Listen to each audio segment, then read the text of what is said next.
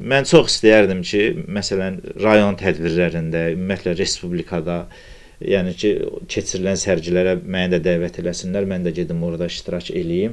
Amma ki, deyərdim ki, yəni orada iştirak eləmək üçün də gərək bizi tanıyalar. Biz də özümüzü nümayiş eləyək ki, bizi tanısınlar və dəvət eləsinlər. Mən də sizin kanala xüsusi olaraq minnətdarlığımı bildirirəm ki, siz də arayıb axtarmısınız məni.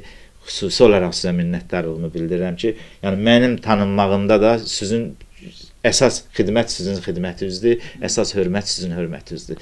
Əhmədov Hacı Faziloğlu 1986-cı ildə Azərbaycan Dövlət Pedaqoji Universitetinin Bədii Qrafika fakültəsinə daxil olmuşam. Oranı müvəffəqiyyətlə bitirmişəm. Müəllimlərimin həmişə yadındayam, öz əl qabiliyyətimə görə. 92-ci ildə ora bitirmişəm. Əvvəl Mirzəqulu məktəbində müəllim işləmişəm. Sonra da indiki vaxtda da hal-hazırda Faiq Həziyev adına Xolqarabuzaq kənd tam orta ümumi təhsil məktəbində təşkilatçı işləyirəm. Rəsm müəlliminiz kimi olur? Yəni ustadlarınız kimi olur?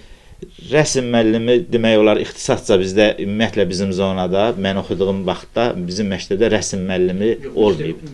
Universitetdə mənim müəllimlərim olub Rais Rəsulzadə, mənim müəllim olub Qəyyur Yunusov. Sənətşünaslardan bizə dərs deyən rəhmətli Cəmilə Həsənzadə, Ziyadxan Əliyev, hal-hazırda Allah rəhmət eləsin, hər ikisi dünyasını dəyişib. Sonra heykəltaraş İbrahim Zeynalov bizə dərs deyib və bir çoxları. Mən həmişə onları xatırlayıram. Dünyasını dəyişənlərə Allah rəhmət eləsin deyirəm. Sağ olanlara da Allah can sağlığı versin deyirəm. Əsasən baxın nə hazırlayırsınız? Yağlı boya, sonra bədii oyma filan bunlardan danışın. Deməli mən rəssamlıq sahəsində olan deyək ki, yağlı boyla işləməyi də bacarıram da, sevirəm də və əsas üstünlüyü son zamanlarda bu bədii oymaya yönləndirmişəm fikrimi. Amma mən deyərəm ki, ən çətin bir sənət növüdür.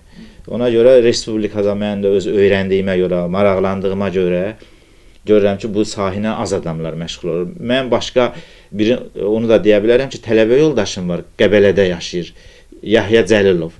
Bizim onunla həmişə əlaqəmiz var, danışırıq telefonla, münasibətimiz var hal-hazırda da və o da bu işlə məşğuldur. Amma belə götürəndə, məsələn, avqust ayının 15-də keçirilən sərgidə Aydın Rəcəbov